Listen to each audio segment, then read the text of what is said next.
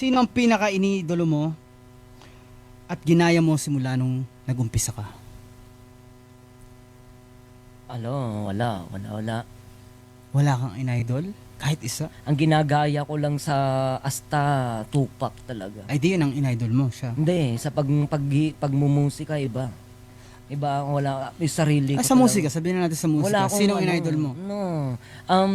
Kumbaga noong una kong inidol, kumbaga dahil nagsusulat, kasi bata pa ako nun, si kuya talaga.